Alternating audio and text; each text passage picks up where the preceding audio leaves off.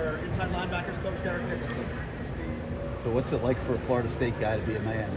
I knew that was going to come up. Of course. This is what I do. Coaching football. I know I played at Florida State, but I'm telling you, me, my family, and I, we are excited to be down here in Miami. I mean, what better place to live? And not only do that, doing something you really love to do. So very excited, and I'm. That's one game on the schedule. I know I'll circle. I'm gonna circle. So we'll be ready. We'll be darn sure ready for that game. But I'm excited. Your thoughts on what you have with Francisco? What does he do well? Francis is very Kiko. Francisco is very consistent. He's very instinctive. Has very good awareness. Really good football player. Active. Athletic. He does a lot of good things. It's hard to find a lot of weaknesses. He's a really good football player. Not only that, he's a better person. So excited to be able to coach him, teach him, mentor him, and he'll have a great year this year. Coach Bobby Washington, one of the younger guys in the group, saw some things come out. One of the fastest guys on the team. What are your impressions of him so far? Unbelievable athlete. Long, big, athletic, tough, twitchy, can run. I mean, very fast. Been very explosive. When he walks out in the field, he sticks out like a sore thumb. From an athletic standpoint, his measurables is what you look for, from size, speed, length. Obviously, he's a young player. He's continually learning what to do and when to do what and how to use what tools. Bobby has a very bright future, and I'm excited to be able to coach him and mentor him as well. Very excited about Bobby's upside in his future. And just going back, talking about coming from FSU, just what are some of your memories of playing Miami when your days in Tallahassee? I had some good memories. Probably the one that sticks out was my very first collegiate game back in 2005, Monday night, and I remember it was the opening kickoff.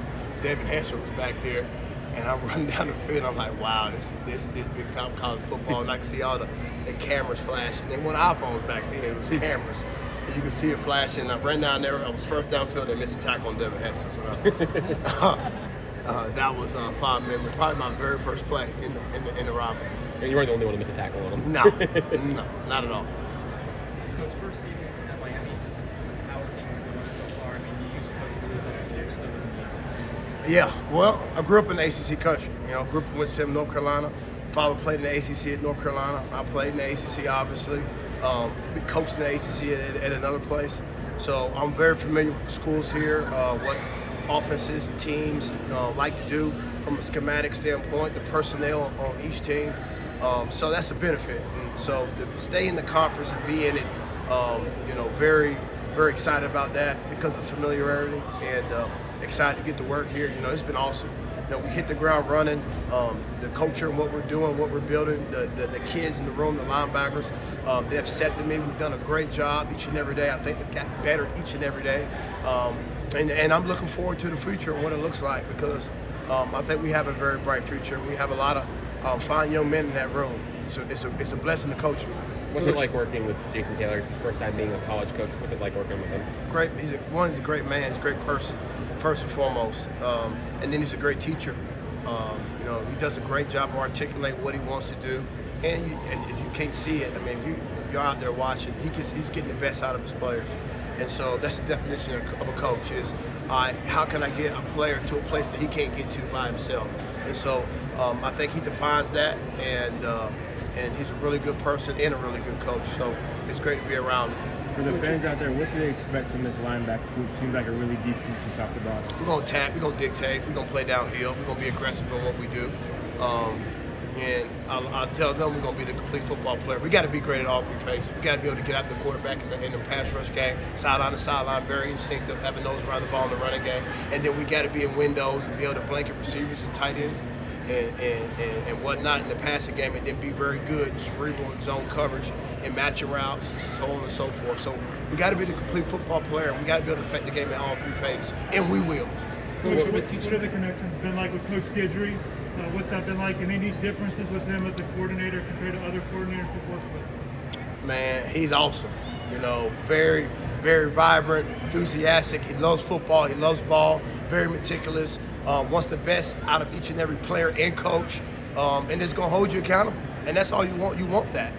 So He's a true leader. He leads by example.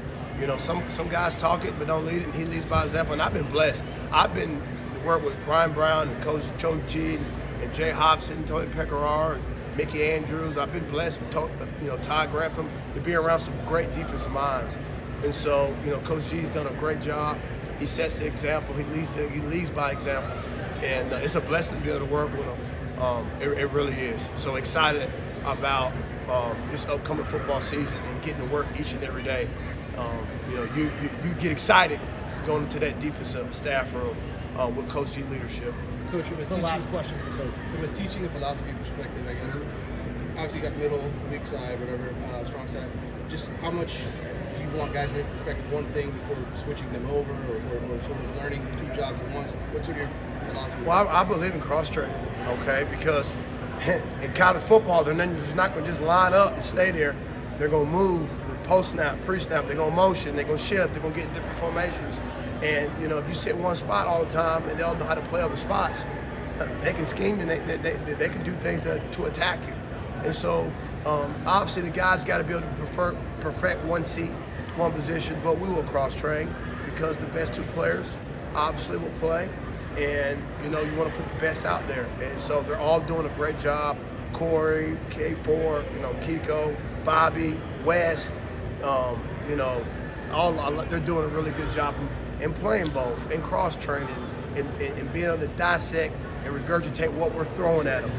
And so excited about their development, and they'll continue to get better. It's a long way until we kick off. They continue to get better each and every day. We're going to be just fine. Great. Thank you very much, Coach. Thanks.